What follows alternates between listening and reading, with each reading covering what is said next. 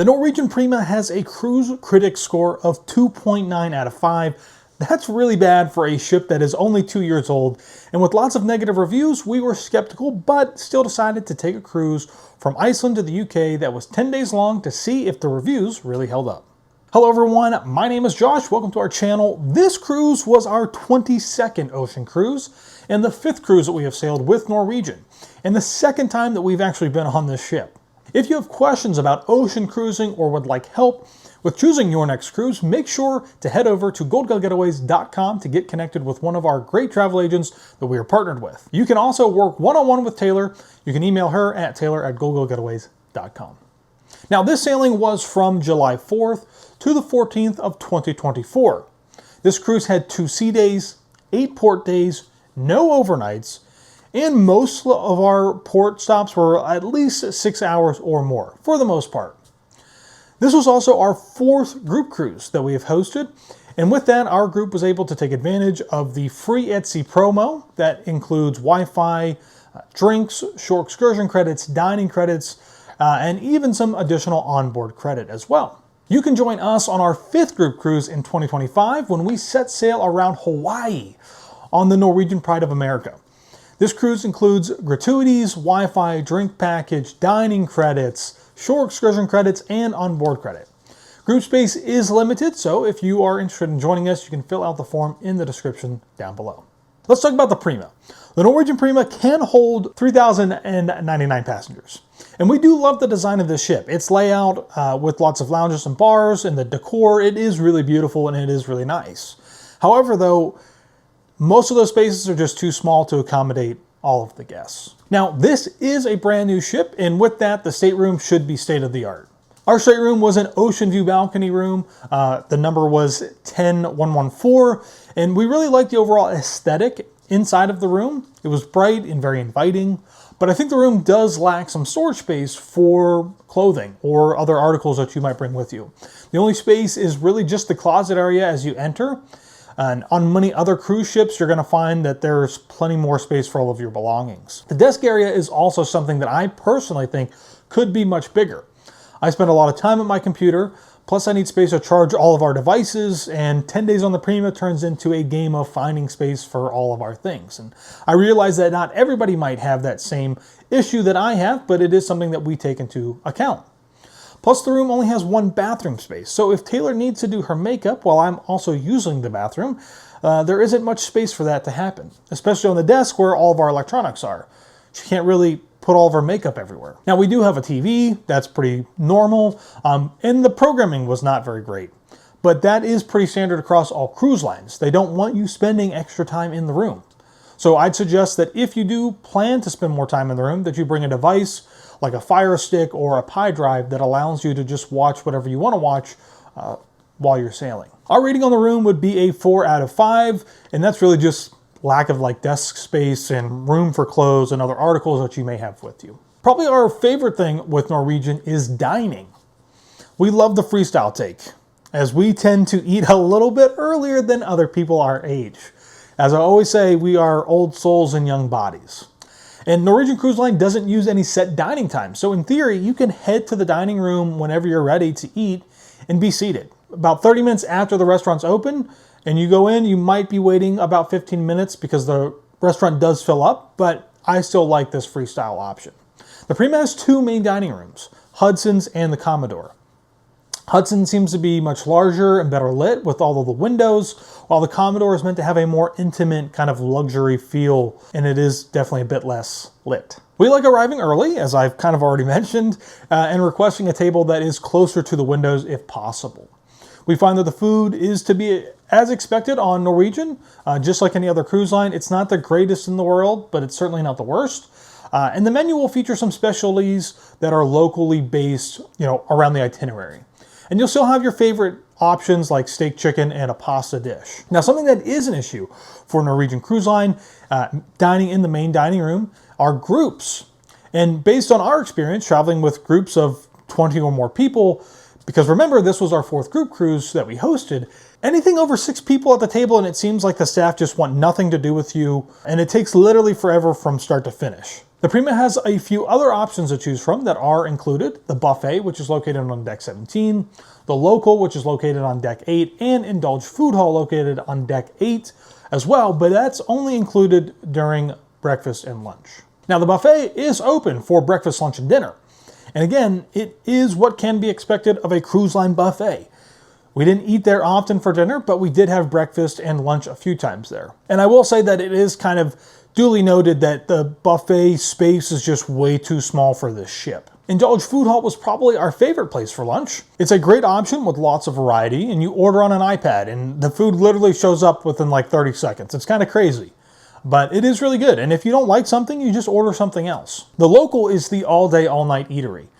That features pub-style food, which sounds great, except for the fact that you're not really allowed to leave the restaurant with the food. So it doesn't really make a lot of sense. You know, the wings are pretty good and an easy option after a long day out in port, but they don't want you taking any of that stuff from the lounge, like back to your room or anywhere else.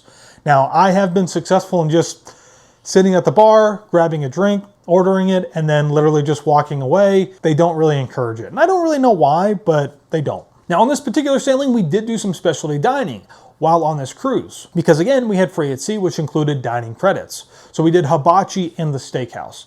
Both are solid options, but I would steer away from the hibachi, as the price out of pocket, in my opinion, is definitely not worth the food quality that you're going to receive. And so overall, dining on board the Prima, we would rate a 4 out of 5, I would say. And if you're interested in those specialty dining options on the Prima and other Norwegian Cruise Line ships, you can check those out in our playlist. Now let's talk about entertainment, because this is where things really start to take a drastic turn for Norwegian.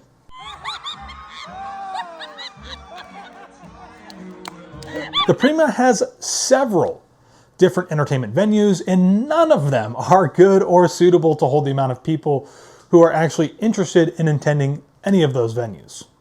There's Sid Norman's, the Improv, and the Theater, and all of which have reduced seating, and is probably one of the most frustrating things about this ship, and many other cruisers certainly agree. The Theater, in theory, is actually really cool because the seating can retract back into the wall, which allows there to be this kind of open dance floor type of space. I think they kind of almost describe it as like a Vegas type of thing, and it is kind of cool. Again, there's just not a lot of space. Sid Norman's and the Improv are much the same, way too small. This is one thing that really frustrates us for a company that is all about freestyle and kind of giving you the options to do what you want. On this ship, there's just not enough of that space versus what is paid space. And for much of the entertainment options, you're going to have to make reservations. And that's not necessarily specific to Norwegian. Royal Caribbean does this as well. But again, Royal Caribbean would have a lot more venues to spread people out versus Norwegian, which just doesn't have this on the Prima. So you'll need to make reservations to attend most, if not all, the events taking place. And with such little space, you're unlikely to get what you want. Now, the show in the theaters, like Donna Summer's, are highly rated, and we have seen some good shows on Norwegian. But it's something that we're not normally interested in, and so we skip it. We like to do trivia and the adult game shows, and it's all but impossible to do any of them without showing up at least 45 minutes early. In some cases, they would do trivia in the atrium, which then also had musicians playing on a different part of the atrium, and it just didn't make sense. It was too hard to hear what was going on, and it was super frustrating. So entertainment, we would rate it 1 out of 5. Is that stars or ships or what? I'm not really sure, but you get the picture. Now, on average, public spaces receive a 2 out of 5 stars, or ships, or whatever we're rating these out of, from previous cruisers. And unfortunately, we tend to kind of agree with this observation. I mean, this just plays into the entertainment, but also includes areas like pools and slides, go-karts, the Galaxy Pavilion, the Observation Lounge, and other bars and lounges. Now, our favorite place to hang out during this cruise was in the whiskey bar. The space was open. We could kind of get everybody in there, hang out, have a drink. But my favorite place to get a drink was the Metropolitan Bar for an excellent rum old fashioned. Now, this sailing was a Northern European sailing, so we didn't utilize the pool areas as much. We did hang out in the hot tubs on occasion, usually in the morning before debarking the ship. There is certainly limited space for those looking to enjoy the pools and amenities. And it is very, very small. A better experience that is a paid experience, of course, is the Vibe Beach Club, which is restricted to those who pay the premium to enter. And really, we never saw anybody in there enjoying any of those amenities. Now, we did do the go-karts, which was a lot of fun, and I would certainly do it again. But this was an additional cost. It's just another one of those things where a lot of like what would be pool space and lounge space on other ships is taken up by paid stuff on this ship. Now, the biggest downside to this ship is the lack of lounge space on the pool deck. NCL is really pushing people to spend money for quote unquote a better experience. The Galaxy Pavilion is a great place as well. Tons of games, and this feels more like a Dave & Buster's without the prizes and food, but it is, again, going to cost you extra to play any of the games that are in there. Now, they do offer daily or length of sailing passes that you can take advantage of. And our first time on the Prima, we did do some of that in the Pavilion, but it just wasn't at the top of our list on the sailing in July. There's also mini golf and darts. Those are located by the go-kart track, but again, you're going to have to pay extra for them. And in most cases on this ship, it's an exclusive pay-to-play structure to enjoy most of those activities on the ship that on other cruise lines are going to be included. The Local, which is a great space and lounge on other ships, just wasn't well designed on this one, in my opinion. There was very limited seating that was more about kind of the looks than it was really about functionality. Anytime there was any sports on, it was impossible to find a seat at the bar, let alone even find space at the bar to get a drink. And the Local also has a sit-down area, but it's also not very large, so seating is very limited, and you're going to be waiting if you want to sit down to grab what should be a quick bite. The Observation Lounge is a place that we really enjoy, but it has, again, very limited seating and is a relatively small space. The floor-to-ceiling windows make, for a great place to just sit and observe, right? That's why it's called the Observation Lounge. Kick back with a cocktail or a cup of coffee and just watch the world go by. But again, if you're not there kind of early in the morning, you're not really going to find a place to sit. And with that being said, the layout of the ship just sometimes doesn't necessarily make sense.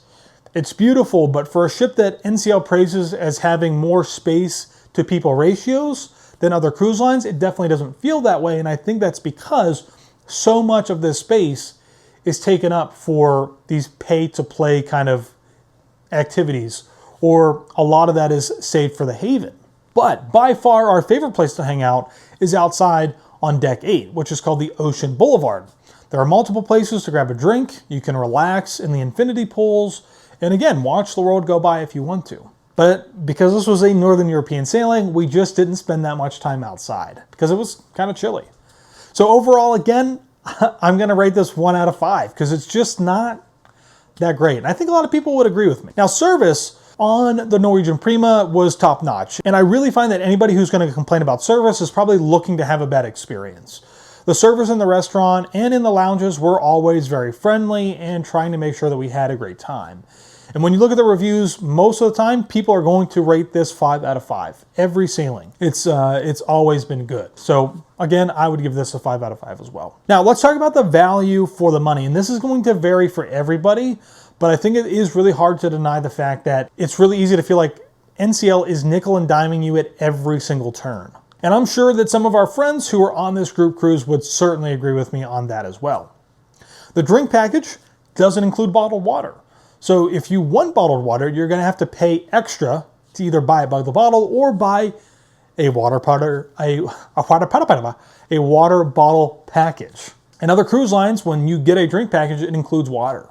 So to participate also in the fun activities like go-karts, you'll have to spend more money. And if you want to attend a show, you'll have to get tickets right away or wait in long lines because the space is just so limited. You can't play mini golf. Most other cruise lines include mini golf. It's not included here. This is just a ship that doesn't have enough free space or included space versus the paid space, and ultimately I think results in overcrowding in those included or free space areas. And we saw very few people ever using the Galaxy Pavilion, the dartboards, the mini golf, the Vibe Beach Club. And again, I think it's because they're all just these paid extras. So value for the money is going to be 2 out of 5. And overall, would we sail on the Prima again? Probably not. Our style of cruising has changed so much over the years, and Prima just doesn't really fit that mold for us. And I don't like the feeling of being nickeled and dimed around every corner for things that are included on most other cruise lines. Now, we will certainly sail with Norwegian again because we're doing Pride of America next December. But there are also lots of other cruise lines that includes lots of these amenities in the base price that go to the same destinations that Norwegian goes to as well. So what do you guys think about Norwegian Cruise Line? What do you think about the Prima? Let us know down in the comments below. And as always, we'll see you in the next one.